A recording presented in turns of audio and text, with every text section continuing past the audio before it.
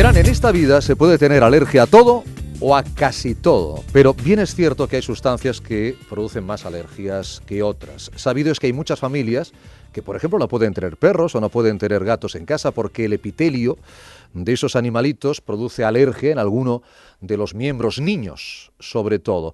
Para ser alérgico al gato, por ejemplo, no se necesita necesariamente tener un gato en la casa, ya que los elementos que producen la alergia se distribuyen con mucha facilidad, por lo que basta que pasen gatos por el jardín, si uno tiene jardín, o el paciente visite a alguien con gatos para que estas partículas se queden en sus ropas y luego se distribuyan por el hogar o lugar de trabajo. En el hogar también puede haber alergia a los epitelios, pero también, y es algo frecuente, a los ácaros del polvo e incluso a hongos, sí, a hongos que puede haber en su casa, en cualquier casa. Saludamos al doctor Joan Bartra. El doctor Bartra es alergólogo del Hospital Clínic de Barcelona. Doctor Bartra, bienvenido. Hola, buenas tardes. Gracias por acompañarnos, doctor Bartra. Vaya, que la casa puede ser un nido de sustancias alergénicas, lo es la calle, pero en casa tampoco nos escapamos, ¿no? Así es.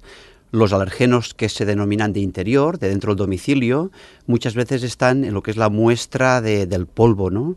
Y ahí en este polvo hay sustancias o fibras inorgánicas, fibras inertes, que no tienen vida, sí. Pero también hay otros componentes que tienen pequeños animalitos, como son los ácaros, estos artrópodos, sí. Pueden haber también, como bien decía antes, esporas de hongos, sí. Incluso el resto de epitelio, de caspa de animales, que son sustancias muy alergénicas, obviamente en aquellos pacientes que son alérgicos. Lógico, lógico. ¿Qué particularidades, doctor, tiene esa alergia al epitelio y al pelo de ciertos animales que tenemos en casa?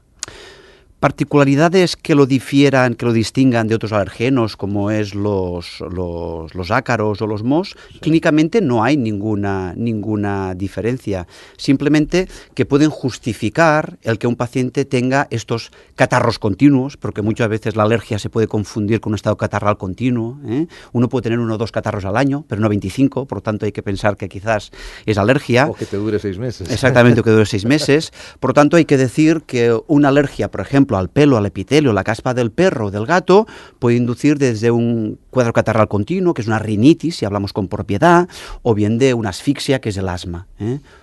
Hay un gran cariño a las mascotas, evidentemente, perros, gatos, los niños tienen una gran obsesión también por tenerlos.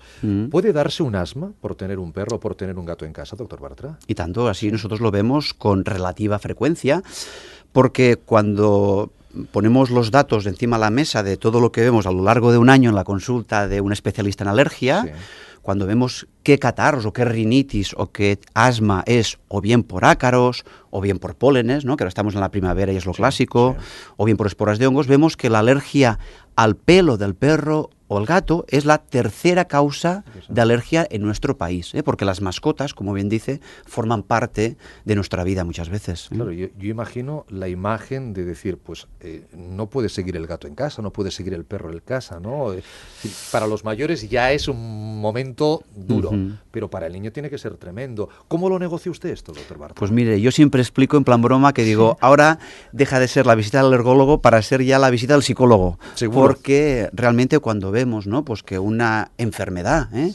Una alergia respiratoria, sí. Está producida, por ejemplo, por el pelo del gato, que ha conllevado algunas crisis importantes, no solamente porque marcan la calidad de vida, sino por la severidad. Puede haber crisis de asma que le conlleven a un paciente ir a urgencias. Le explicas al paciente que el estudio alergológico, porque se lo puedes mostrar, es el pelo o el perro del gato, o del animal en cuestión en estudio. Muchas veces, aunque el enfermo asimila que este es el problema, otra cosa es que decida apartar este animal querido de su hábitat. Esto realmente es un problema, ¿eh? Vida, está claro. Exactamente. Valora su alteración con tener o no tener la mascota. No obstante, habrá que dirá, doctor Bartra, pero no hay vacunas para hacer frente a esta alergia. ¿Y la vacuna no puede ser la solución al problema?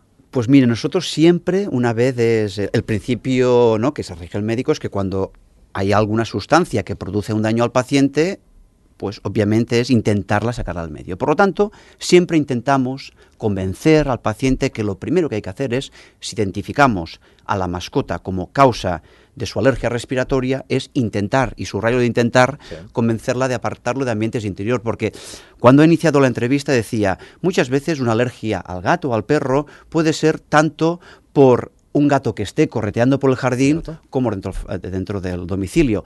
Esto es cierto, pero hay que decir que el 90%, para no decir el 95%, el problema es dentro del domicilio. Que no quiere decir que el animal tenga que estar fuera del domicilio cuando una persona entra en él, porque dejando solamente alguno de sus restos, hay bastante para que tenga una crisis importante.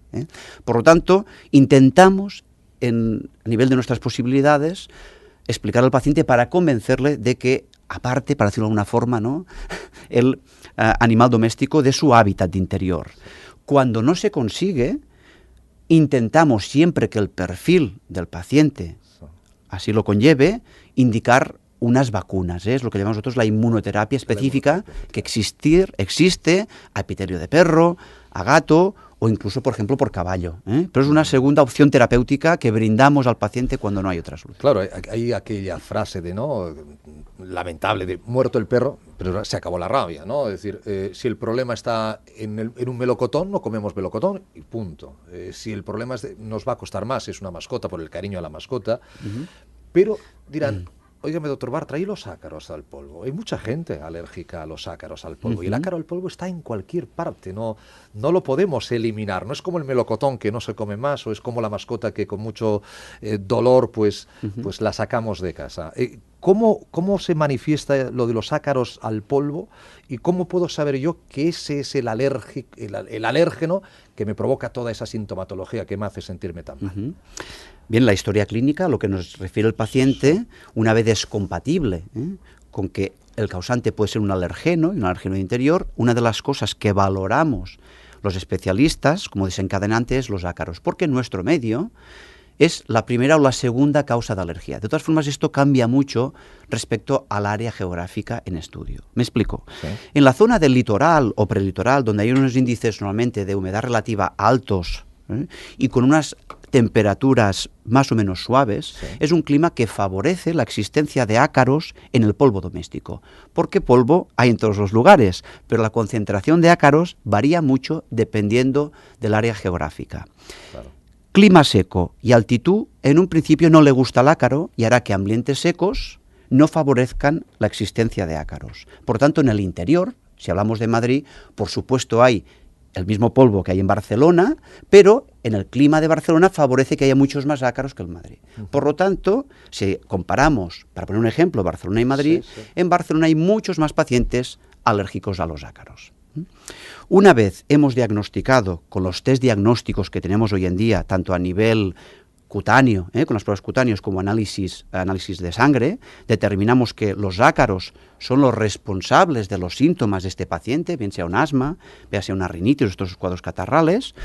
Obviamente intentamos aplicar, o mejor dicho, que el paciente aplica unas normas de evitación ambiental, para intentar disminuir al máximo, en lo posible, la carga ambiental de ácaros. Es decir, en nuestro polvo que tenemos doméstico, si en lugar de haber, para poner una cifra, 100 ácaros por gramo de polvo hay 50, todo esto favorecerá. Una casa cerrada, por ejemplo, segunda residencia, hay que abrirla primero bien, hay que ventilarla primero bien, pero dicen que la medicina más vale prevenir que curar, ¿no? Yo vuelvo a la inmunoterapia.